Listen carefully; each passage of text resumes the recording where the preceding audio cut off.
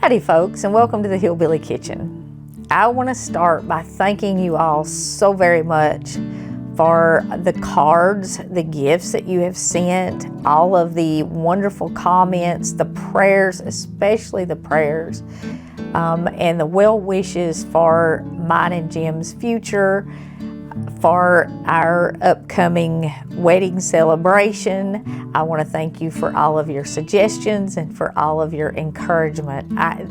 It has really meant the world to me. I cannot even express into words how much it means to me to know that you all are there for me through this time in my life.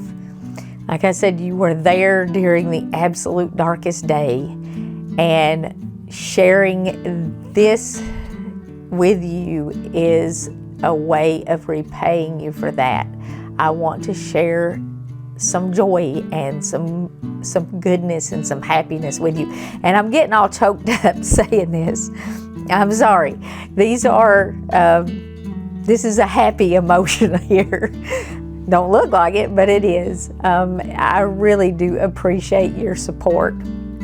I wanted to show you some of the stuff that we had selected and talk about some of your suggestions that we have decided to take. Now, there's been a few bumps in the road, so we'll get to the bumps in the road first. I had to go to Florida to help my dad I was gone for right at a week, and that just was exhausting, but he needed some help and I had to go take care of it. He's not going to be able to make it to the wedding, and that's kind of sad, but he is going to be watching. We are going to stream it, and I've got a time and everything for y'all, so stick around. I'm going to have the time so you can set a reminder or something, because I don't want you to miss it. I want you to be there. Anyway, I had to go to Florida for like a week, and I really did not have time to do that this month because I'm planning a wedding, and also I'm trying to keep up with recipe videos and stuff for you all and give you the content that you have become accustomed to, and I feel like you deserve that attention, even though there are things going on in my life, and I'm trying my best to keep up with that. Melinda and I have tried everything to schedule a live stream, and it's just not worked out between the two of us, but we'll get it, I promise. And I am planning in the new year to do a few different things. Like I want to do some collaboration videos with people who are inspirational, people who are doing things in their life, and maybe give you some ideas and some encouragement of things that you can do, little things that you can do that make a big difference, because little things do make a big difference. Just you being here and supporting me through this makes a big difference in my life. You leaving a comment makes a big difference in my life. So anyway, and the other big bump was the reservation. We looked at different places, and Pretty Place in South Carolina was probably the most recommended place. And I would have loved to have done that. And if I had known how the weather was going to be, like now we're only looking less than 2 weeks out, and it looks like the weather is going to be warm. I don't know if it's going to rain or not, but it does look like it's going to be fairly warm, so there's not much of a chance of snow. Not much of a chance. I mean, 2 weeks out. How accurate is the weather, especially in East Tennessee? But at this point, it looks like the weather is not going to be an issue. We will be able to have the wedding. The place we found is a large cabin. It's on top of a mountain near Sevierville. It's outside of Sevierville, Tennessee. And we chose Sevierville because it is fairly close. And we were worried about snow, and we didn't want to get someplace that was 3 or 4 hours away or 5 or 6 hours away and not be able to get there.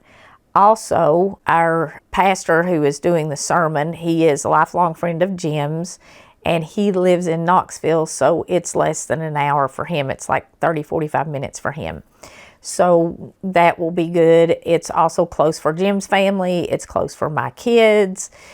So that's why we chose Sevierville. I kind of wanted to do something maybe in a different place, but because we're doing it New Year's Eve and the weather was we chose Sevierville.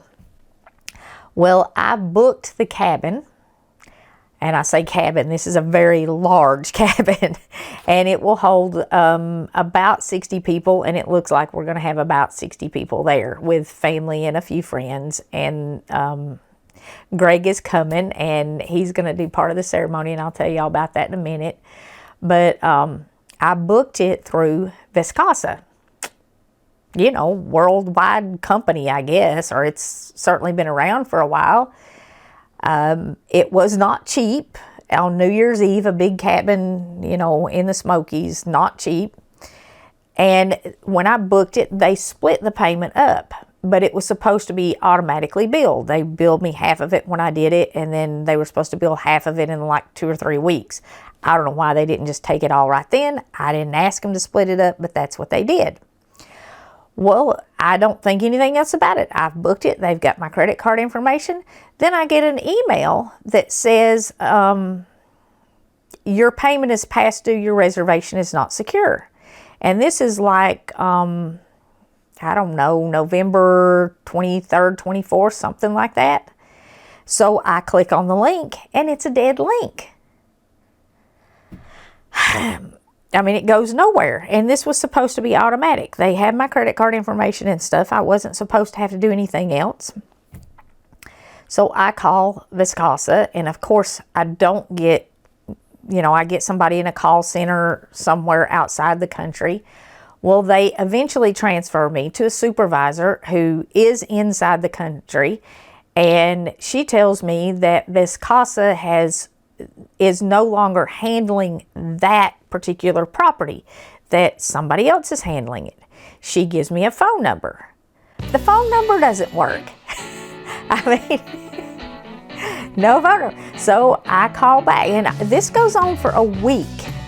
I call back. I finally get a phone number that works, and it says it's Peace of Mind property, but they tell me it's for Casa Go. I look up Casa Go. Well, Casa Go really exists, but there's no Casa Go in this area. I think maybe there was some properties in Nashville. Maybe not. I don't know. Nowhere in this area, though. So I try for another week. I'm making phone calls. The link is still dead, and I still don't know if it's even reserved. And I had reserved it, I don't know, the 1st of November, I guess. So another week goes on, and finally I get a call back. I call the number, I get the voicemail. It says it's Peace of Mind Properties. Don't know what that is. And I get a call back from a call center in the Philippines. Now, if y'all are looking for some place that possibly is going to be a little bit scammy, and I'm not saying that I know that a lot of companies have call centers in the Philippines, but there are a lot of scams that come out of call centers in the Philippines. So at this point, I'm getting more than a little bit stressed out. So it takes me like another 5 days. We're talking 2 weeks into this call-in process, dead link, can't make the payment, reservation not secured, and it was a lot of money. So I expected to be able to call somebody and get some customer service. Finally, after we find a Facebook page that this new Casa Go Smoky Mountains has created, and Jim just comments on the page, their Facebook page, and calls them scammers, we get a phone call. And I had called, and I had left messages, and I had left messages with the people in the call center in the Philippines. I want somebody to call me to confirm this reservation so that I know this is real. Finally, after he goes on Facebook and, you know, leaves a page, just called them scammers. We had tried everything. We get a call back, and the guy says, well, we took over this 2 weeks ago, and we've had over 800 calls. But you didn't call me back. If you had handled 800 calls, you could have handled 801 calls. And because I had been 2 weeks into this process, I was not overly sympathetic that they had 800 calls. I mean, it was very stressful, and it should not have been. I mean, I rented a cabin to have the wedding, everybody could be there. It has kitchens, you know, a big kitchen for food and stuff because it's way up on top of the mountain.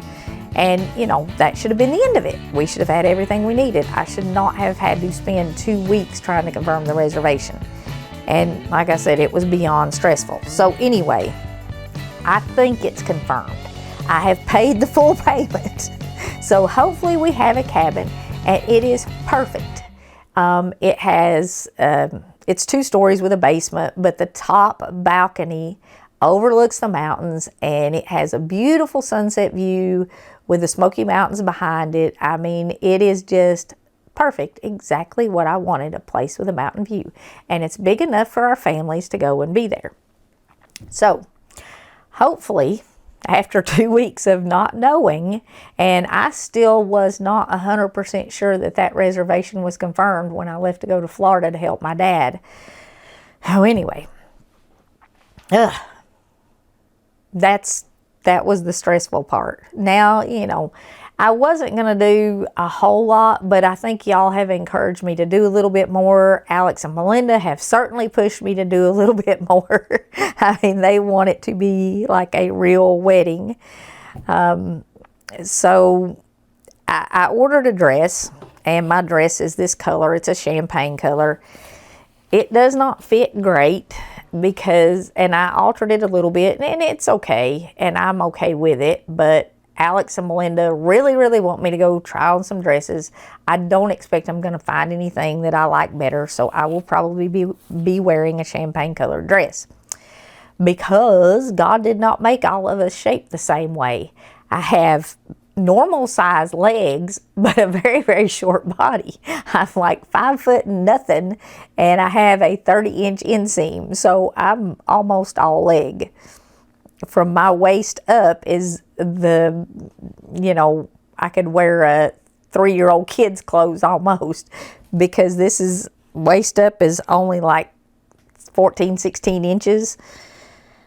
And a dress made for somebody with my inseam does not fit up here. If it's long enough from the waist down, it comes like up to here. And you have to, you know, you can't just take that much out of the shoulders because then the arms don't fit, and it's just not good. But anyway, the dress I ordered, I altered it a little, and it fits. It's, you know, it's okay. At this point, I have a dark brown suede jacket for Jim, and then he has a plaid shirt, which I really like. Some of the things that we're going to do, Greg is coming, him and his family, and a lot of you had mentioned having a communion service so that our first meal as a married couple was communion. And we really, really, really like that idea. Usually, I think it's just the bride and the groom that do that, but because it is New Year's Eve, Greg is going to do that part of the service. Jim's friend Eddie is going to do the service, and Greg is going to do the communion part of the service. And I talked to Greg, and I said, I think because it's New Year's Eve, we should offer it to the guests too. And he said, I agree totally. So he's going to do the communion service, and we're going to have that with our friends and family who are there as well. Because I think not just sharing that with each other, but sharing it with our friends and family would be very, very special, and having that moment with God with everyone who is attending. And that's kind of my thought. We had planned a picnic wedding in the fall, and that did not happen. And it was actually not this fall, it was a previous fall, and I just was not ready. It had not been long enough. But I still like the idea of the picnic themed wedding. Even though it's in the winter, our first date was a winter picnic. And we were going to do sunflowers because sunflowers are a fall flower. But, you know, you got to have a little bit of color, I think. I think. And with the champagne dress, and it kind of has some gold sequins, I think the sunflowers will be okay. And I kind of asked y'all, and you said, yeah, go with I think in the poll question, it's about 75-25, go with the sunflowers. And a lot of people talked about the buffalo check plaid. I already had buffalo check plaid. I have some throws. I have several of these picnic baskets. I was going to let people take those home with them, and I'm still going to let people take those home with them. But we will use those to put like the silverware, the utensils. I can't get my lack of ability to speak tonight, but we'll use those to put the utensils in and stuff, and then people can take those home. Not sure how many I have, but I have several, and they'll be cute for serving stuff. And I've got some daisies and some greenery. I've got some of the burlap stuff, which I think kind of fits the hillbilly theme, and definitely the buffalo check. And a lot of people said, yeah, go with the daisies, or go with the sunflowers and the daisies, but do darker colors like the buffalo check. Well, I was already doing that. So we've got that stuff. And because both of us have a lot of family that's not with us anymore, Jim's mom and dad have both passed. My mom has passed. Like I said, my dad is not going to be able to make it. My brother cannot make it. Jim's sister is going to be there, and his niece and nephew and their families. But, and then of course we also, Charlotte passed and Brett passed. And so we want to have photos of our family that has passed, because they are all a part of us. They help make us who we are, and they helped make us the people that we are for each other. And we want them to be remembered. We've had a few kind of cruel comments. A lot of people have said, well, a lot of people just didn't know. They said, I thought you were already married. Well, I was. I'm widowed, and Jim is a widower. Charlotte has been gone right at 5 years, and Brett has been gone over 4 years. You know, I had somebody the other night, because I posted a video about, you know, in his memory on our anniversary, and they said, isn't that awful close to your anniversary that you're getting married again? Well, that's got nothing to do with anything. It's been over 4 years. And the same day, I suppose, would be a little weird, but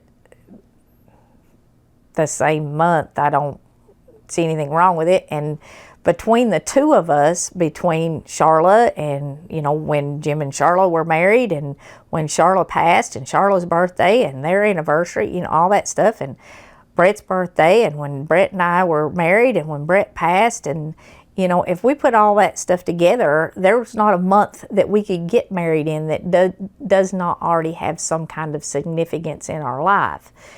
So, you know, I don't know what the two have to do with each other.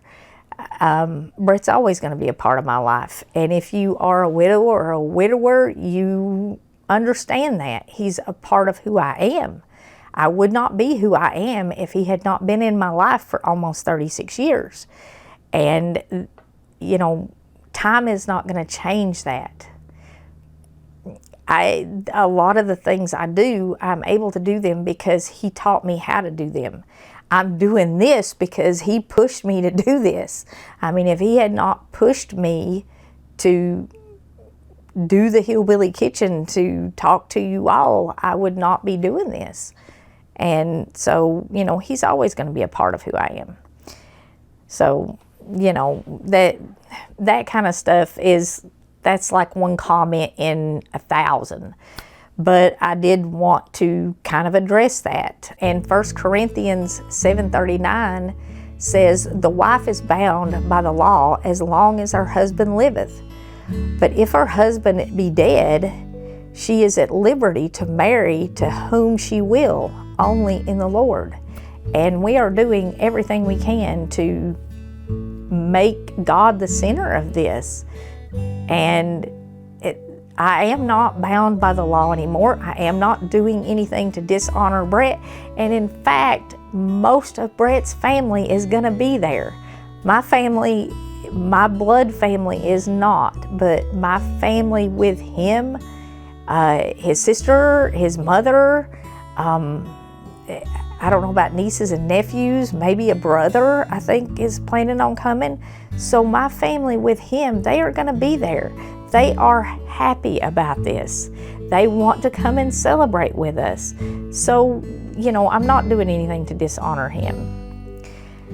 And that's, you know, Charlotte's best friend is coming. Jim is not doing anything to dishonor her. And she didn't have a sister, but Renee was like her sister, and she was a part of Charlotte and Jim's life, and she is going to be there. And I am very happy that Brett's family is going to be there, that Charlotte's best friend is going to be there, and that we are going to be able to honor them that day as well, because they made us who we are. And that's, you know, those people who think that you should never remarry or you should never date after you're widowed, you know, they don't understand. They have not been there.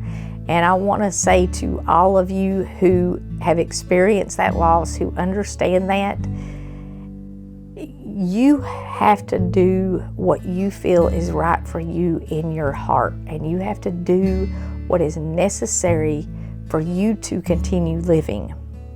And I know for a long time you're going to feel like you have passed too, but God did not take you. You are still here because He is not done using you for His purpose. And you have to work through that, and you have to get back to a point where you are living your life, where you can function again and you can be of service to the Lord again. And don't let other people tell you what you should feel, how you should move on, or what you should be doing. You do that in your time, and you do that as your heart will allow. Because it is your grief, and you are the only one who understands it. It is different for every single person who has ever gone through it. You know, it's just a very, very personal thing. And if you have not experienced that, I want to encourage you not to be very kind with your comments to someone who has experienced it, because you really have no idea. And continuing to walk and continuing to live after that happens is the hardest thing I have ever done in my life. And even now, even as I'm starting a totally new, I don't even want to say totally new chapter, because the rest of the book is still there. It is a new chapter, it's a new page, but the rest of the book is still there. And it is still very difficult to continue to move forward. And you cannot understand that unless you have been through it. So be kind with your comments to people who are going through it, not just to me. I'm tough, I can handle it. But if you are talking to someone who has lost their spouse, there's a lot of stuff you don't know if you haven't been through it. And even if you have, every experience is different. So be kind with your comments. And that's all I'm going to say about that. I'm going to get on with some of the wedding plans. You all, like I said, have encouraged me to make sure I make it special. So I am going to go try on dresses with Alex and Melinda on Friday. I don't expect to find anything that'll fit better than the dress that I altered, because like I said, God just didn't shape us all the same. I'm going to do flowers. I'm going to stick with the flowers that I got, being that the cabin was not cheap, and also being that everything is expensive. And I like this, so I'm going to do it. The colors all go together, and it does match our first date. We had talked about food. We've discussed several different things. I think kind of the plan at this point, and it might change, is to do roasts in the oven. Just do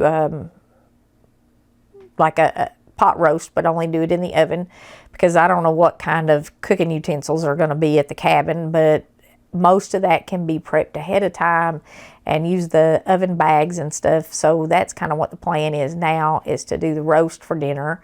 And then we'll have a lot of our party foods. We're going to stay up. It's New Year's Eve, and we're going to have all these people together. So we're going to stay up and celebrate New Year's Eve. But after dinner, we will put some stuff in crock pots, like maybe a couple kinds of meatballs and some smokies, and then we'll have some cold cuts, crackers, you know, that kind of thing sitting around, chips and dip for people to snack on, maybe some hot dips in crock pots because it is winter and hot dips are good. But we'll have snacky foods for people to carry over through the night. The cake, Alex got me this really pretty cake plate, and she wants to decorate the cake. I will probably bake it here, and we'll freeze it, I would imagine, and transport it there, because we certainly won't be able to bake it there, and she'll have to decorate it there. This is the cake topper, and has a little keepsake thing that you can sit it on. You can either use just the cake topper on the cake, which we may do because it's so small. We're not doing a huge cake. There's only going to be about 60 people, so there's no need for a 16-inch bottom layer. But it has, you can't see it, in tiny little writing here on the stand, faith, hope, and love abide, and it has 2 wedding rings on the cross, and I thought that was a really cute cake topper, just kind of a traditional cake topper, but also a keepsake. I'm not doing like all the champagne flutes and a lot of different fancy stuff, but I did order cake servers because, you know, I got a deal on them too, I think. But they have the year on them, 2025, and the knife says happily ever after. And the server says Mr. and Mrs. Forever in Love, and it also has the date on it. And then the forks have the Mr. and Mrs. on them. So that's, you know, kind of the cake decoration there. Alex is going to make flowers and stuff and decorate it, or that's her plan. We'll see what it looks like. Let's see, what else was it that we were going to do that y'all suggested? Oh, we are both trying to pick some verses. I think I know what verse I'm going to use, but the plan is to do some verses after there's the, oh gosh, I don't remember how it's going to go. I've got the ceremony printed out in there somewhere. We've met with our minister several times. Well, we met with him here, and then we had a phone kind of conversation, and he's going to be there early, I guess, and we're going to go over everything there. But anyway, we're going to maybe do some verses to each other and say something personal to each other, but we're going to do the traditional ceremony and vows. And like I said, we will have photos of our family members and our loved ones who have passed, because we want them to be a part of it. I don't know. I don't remember what else. Folks said, make it special. We're doing that. Keep God in it. We're definitely doing that. There are certainly some challenges, and I would not want to go through, well, I'm not going through life without God. I mean, that's just, I don't know what kind of craziness that is, but we won't be doing that. And we're certainly not going to start off without God being in the middle of it. Gosh, I don't know. That's kind of a rundown, but back to the day, things that you need to know if you're going to join us. The sun sets on New Year's Eve here at 5:30 p.m. Eastern Standard Time. So we will probably be going live maybe, I don't know, 10 or 15 minutes before that. We'll probably start the ceremony a little bit before that. We'll probably start it around 5:15, and it will end around sunset, I'm thinking. And that is on New Year's Eve. We'll do some updates, you know, might do a live update even from the cabin the day before, because we're going to be there the day before. I only got it the day before and the day of, because check-in is not until 4, so obviously I couldn't just do the day of. So, you know, it was expensive. I know I keep saying that, but I said I was not going to spend a fortune on this. The cabin was, well, the cabin, honestly, I looked at venues in the area for like, to rent a venue for like 6 hours. It was twice as much as what this cabin was for 2 days. So, you know, that was a no-brainer. And the cabin has the mountain view I wanted. And it even looks like we might be able to do the ceremony out on the balcony right now. Looking at the temperatures and the weather right now, which like I say, 2 weeks out, like they know. But right now, looking at it, I think we'll be able to do the ceremony on the balcony, which would just be so cool. I'm not gonna lie. That would be cool. Gosh, I don't know. But we'll start, like I said, about 5:15-ish on New Year's Eve. And I would love to have you all join us live. It would, I mean, I want you all there because you have been a part of so much of my life and you have supported me through so very much. And we've been with each other through one of the roughest times in our nation's history that I have lived through. We went through that together a few years ago. Now, I know that our nation certainly had some rougher times in the past, but in my lifetime, that patch there from 2020 to 2022 was pretty bad. And there's still some craziness going on. But anyway, we'll get through it together with God. And I want to thank you again for being part of this. I want to thank you for every single prayer. They are needed, they are felt, and they are appreciated. I want to thank you for all of your kind words and for all of your well wishes, for your cards, for your comments, just all of your support and your love.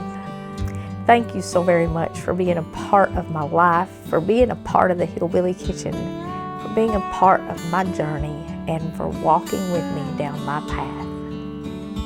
God bless you all. And until next time, remember to put God first.